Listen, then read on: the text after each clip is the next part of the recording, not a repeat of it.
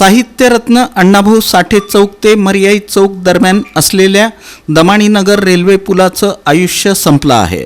त्याचं पाडकाम दिनांक 14 डिसेंबर रोजी करण्यात येणार असून मंगळवारपासून हा रस्ता वाहतुकीसाठी बंद करण्यात येणार आहे. वाहनधारकांना शेटे वस्तीचा बोगदा, मोदी पूल आणि 54 मीटर रस्ता हा पर्यायी मार्ग राहणार आहे.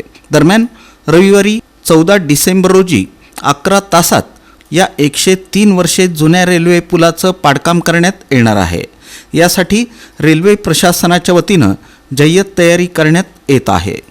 रेल्वे पुलाखाली यासाठी सोमवारी पाहणी करण्यात आली. पूल पाडताना रेल्वे ट्रॅकला हानी पोहोचू नये याची काळजी घेण्यात येणार आहे. पूल पाडकाम करण्यासाठी पुलाखाली रेल्वे ट्रॅकच्या बाजूच्या परिसरातील आजोरा काढण्यात येत आहे. हा पूल पडल्यानंतर नवीन पूल बांधण्यासाठी 1 वर्षाचा कालावधी लागणार असून यामुळं पुलाच्या पलीकडं राहणाऱ्या 2.5 लाख नागरिकांना शहरात येण्यासाठी वळसा घालून यावं लागणार आहे. जे मर्याई चौक ते STS स्टँडकडे येणारी जे वाहतूक आहे ते मर्याई चौक शेटेनगर रेल्वे बोगदा, खतीमकर अपार्टमेंट, MSEB ऑफिस निराडी वस्ती ते छत्रपती शिवाजी महाराज बस स्टँड पर्यंत ते येईल. मर्याई चौक ते रेल्वे स्टेशनकडे जाण्याकरिता मर्याई चौक, नागोबा मंदिर, रामवाडी पोलीस चौकी, रामवाडी दवाखाना, रामवाडी ग्रीन गोडाऊन, मोदी बोगदा, जांबामुनी चौक, मोदी चौकी ते कुमार चौक इथे येणार आहे. त्याच्यानंतर मंगलवेढा रोड कडून हैदराबाद, तुळजापूर, विजापूर, पुणेकडे जाणारी वाहतूक नवीन विजापूर रोड ते केगाव बायपासचा वापर करतील.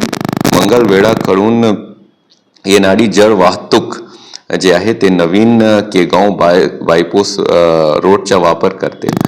आणि देवगाव व दमणीनगर येथील रहिवाशी सोलापूर शहरात येण्यासाठी Jagtap hospital, CNS hospital, Jankar Nagar, नवीन रेल्वे बोगदा, अभिमानश्री नगर, अरविंद धाम वसाहत, जुना पुना नाके हे मार्गचा वापर करतील.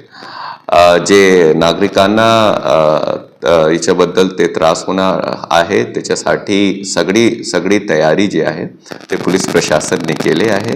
याच्या व्यतिरिक्त कोणाला काही अडचण आहे, काही प्रॉब्लेम होतील तो ते तुम्ही लगेच पोलीस प्रशासनाला कॉन्टॅक्ट करा.